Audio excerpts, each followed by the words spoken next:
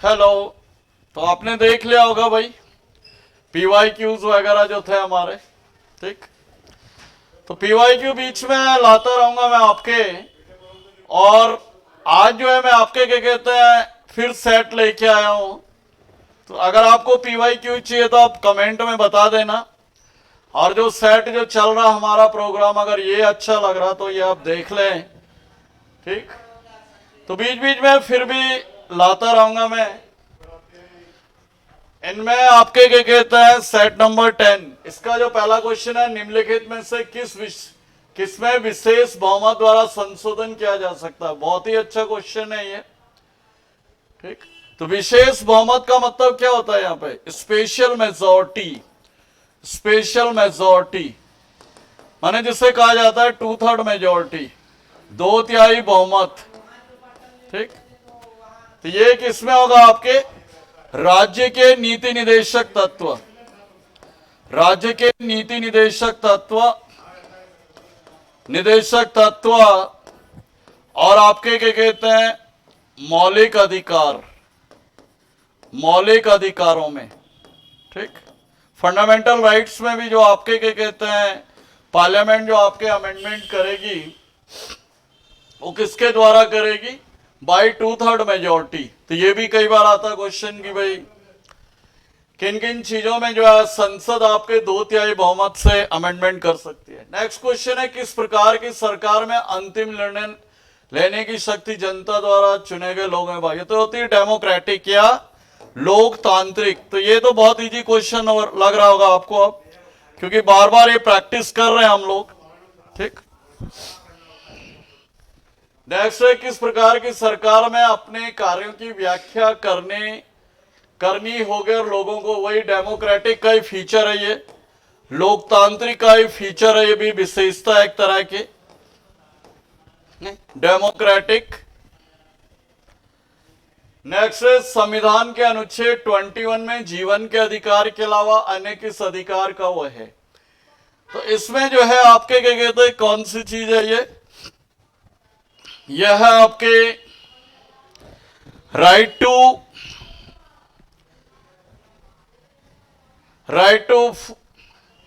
Education, शिक्षा का जो अधिकार है, शिक्षा का मूल अधिकार, ठीक। शिक्षा का मूल अधिकार जो कि आपका किसमें है? ये आर्टिकल 21A, अनुच्छेद 21A में, तो उसी का सब पार्ट है ये, ठीक। जो कि मैं पहले भी बता चुका हूं कि कौन से अमेंडमेंट के द्वारा इसको जोड़ा गया। तो ये जोड़ा गया आपके 86 अमेंडमेंट के द्वारा 2002 में। नेक्स्ट है, निम्नलिखित में कौन सी भारतीय संविधान की एकात्मक विशेषताएं हैं? तो ये सारी जो है ये एकात्मक या यूनिटरी फीचर्स हैं। एकल नागरिकता है हमारे यहाँ पे, एकल नागरिकता है आपका इंटीग्रेटेड एकीकृत न्यायपालिका है यहाँ पे, एक ही संविधान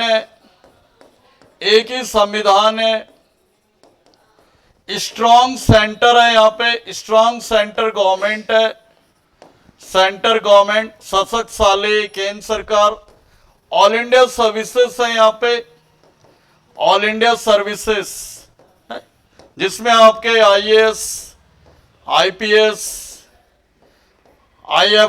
आईएफओएस, तो ये सारी जो है आपके क्या कहते हैं किसमें आती हैं? आपके संविधान की एकात्मक या यूनिटरी फीचर्स में आती हैं ये।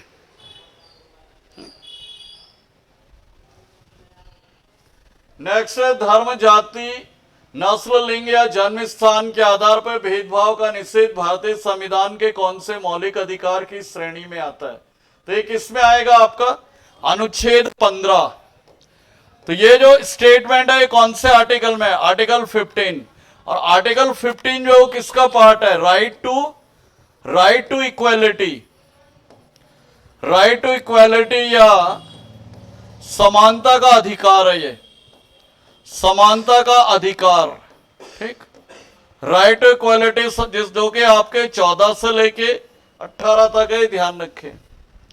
14 में है जैसे आपके क्या कहते हैं कानूनी समानता, तो जो ये इस प्रश्न में बात कर रहा है, किस चीज की समानता की बात कर रहा है, ये सामाजिक समानता की बात हो रही है। सामाजिक समानता, या जिसे कहा जाता है आपके social equality, social equality. Bharat के संविधान निर्माताओं ने स्वतंत्रता, समानता और बंधुत्व की अवधारणा कहां से ली? तो रिपीटेड क्वेश्चन है ये, कहां से हमने जो है आपके क्या कहते हैं लिबर्टी, इक्वालिटी और फ्रेटर्निटी का कंसेप्ट लिया है? तो यह है आपके फ्रांस के संविधान से, फ्रांस के संविधान से। और फ्रांस के संविधान से हमने क्या ले रखा है? एक और रिपब्लिक, रिपब्लिक या गणतंत्र। जैसे भारत एक गणतंत्र है, रिपब्लिकन कंट्री है, तो ये कंसेप्ट जो है हमने कहां से ले रखा है? ये भी हमने जो है आपके क्या कहते हैं फ्रांस से ले रखा है। नेक्स्ट है भारत के संविधान का भाग 4, राज्य के नीति निर्देशक तत्वों में कौन सी अपेक्षा नहीं करता है? तो नहीं करता है। राज्य के नीति निर्देशक कौन सी अपेक्षा है आपके क्या कहता है एक्सप्लिसिटली एक्सेप्ट क्या करता है? ये maternity leave for employed women, माने कामकाजी महिलाओं को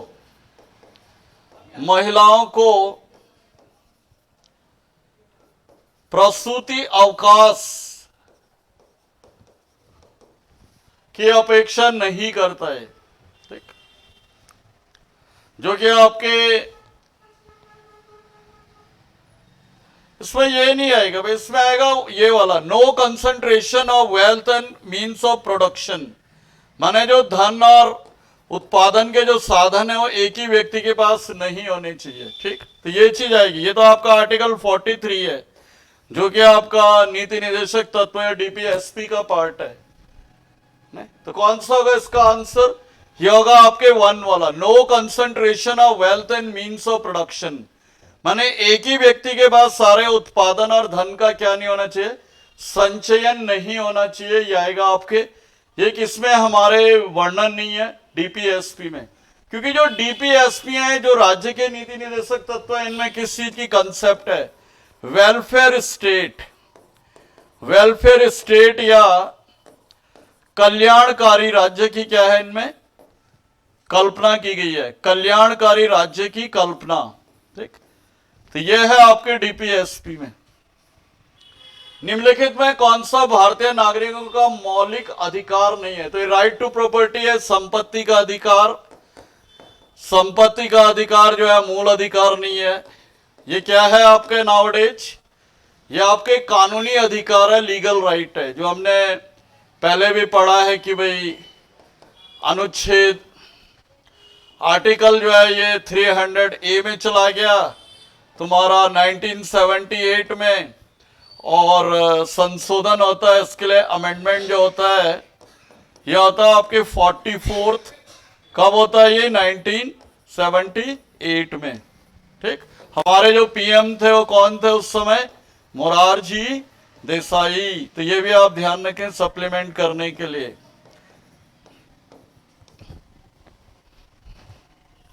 नेक्स्ट है मैंडामस रिट का अर्थ क्या है? बहुत ही इजी क्वेश्चन हो गया अब आपके लिए, क्योंकि आपने रिट्स काफी बार देख ली क्वेश्चंस में या वीडियोस में।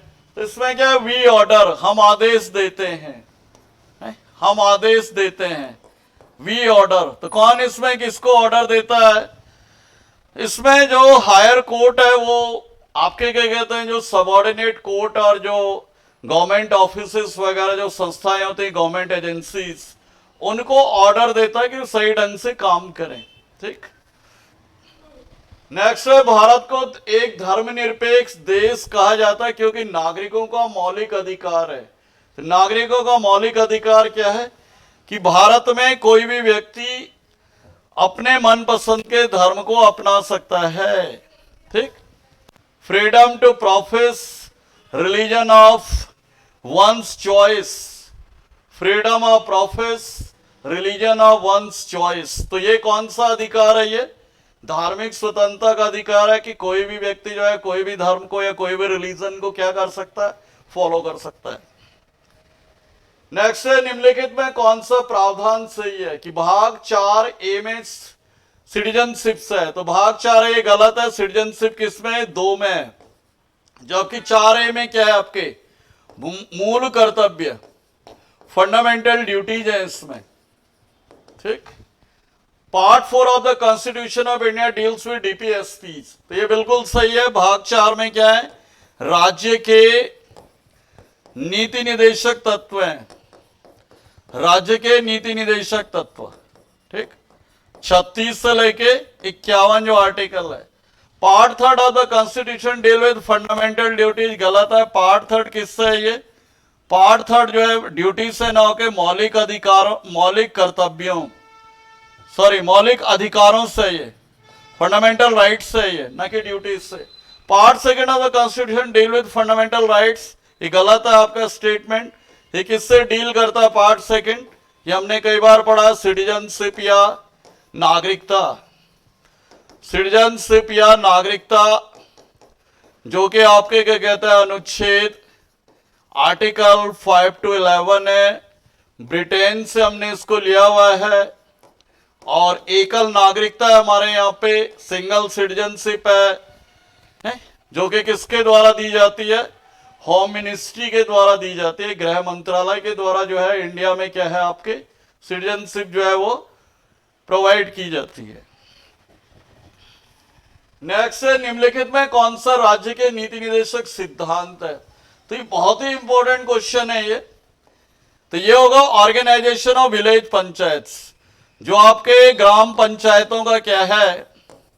ग्राम पंचायतों का संगठन, ग्राम पंचायतों का संगठन या ग्राम पंचायतों की संकल्पना जो महात्मा गांधी ने की थी, कौन से आर्टिकल में? अनुच्छेद 40 में, कि भारत के हर गांव में क्या होनी चाहिए? ग्राम पंचायत होनी चाहिए। किसका विचार था ये, किसका आइडिया था? महात्मा गांधी का। और इसीलिए जो है ये आर्टिकल 40 जो है राज्य के नीति निदेशक तत्वों का क्या कहलाता है? केंद्र बिंदु कहलाता है, ध्यान रखें। ठीक, क्या कहलाता है ये आर्टिकल 40? कई बार आता है ये, तो ये डीपीएसपी का सेंटर कहलाता है, कोर कहलाता है ये। क्योंकि इसमें क्या थी, गांधी जी ने ये कल्पना की थी कि जो मॉडर्न इंडिया होगा, आने वाला जो भारत होगा, उसके हर गांव में क्या होगी? ग्राम पंचायत होगी। इस वजह से, इसलिए इसे नीति निदेशक तत्वों का क्या कहा जाता है? केंद्र बिंदु या सेंटर पॉइंट कहा जाता है। अंतिम क्वेश्चन है इस वीडियो का, भारत के संविधान का कौन सा अनुच्छेद समानता के अधिकार से संबंधित है? बहुत इजी है ये। तो ये पहला ही मूल अधिकार है हमारा, फर्स्ट फंडामेंटल राइट, पहला मूल अधिकार, जो अभी मैं बता रहा था प्रीवियस क्वेश्चंस में, जो कि आपके क्या कहते हैं समानता का अधिकार कहलाता है, ये राइट टू इक्वालिटी कहलाता है जो। ठीक, दूसरा वाला आपका दूसरा सेकंड फंडामेंटल राइट है, सेकंड मूल अधिकार है, जिसमें आपके क्या है स्वतंत्रता का अधिकार है, जो आपके स्वतंत्रता का अधिकार है, राइट टू फ्रीडम है ये। तीसरा जो है आपका कौन सा है ये? तीसरा ये आ जाएगा तुम्हारा 23 से 24, थर्ड वाला हो गया शोषण के विरुद्ध अधिकार, शोषण के विरुद्ध अधिकार जिसे कहा जाता है इंग्लिश में राइट अगेंस्ट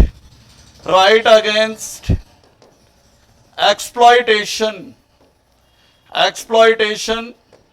ठीक, और चौथा जो आ जाएगा धार्मिक स्वतंत्रता का अधिकार, धार्मिक स्वतंत्रता या राइट टू रिलीजियस फ्रीडम। तो इस तरह से ये 4 मूल अधिकार हैं, ये उनके आर्टिकल दिए गए हैं। तो इस तरीके से भी क्वेश्चन आपके पेपर में आ सकता है। तो ये था भाई इस वीडियो के क्वेश्चन। आई होप आप ज्यादा से ज्यादा इनको देखते रहें, लाइक करें, शेयर करें और सब्सक्राइब करें। Thank you for watching, have a good day.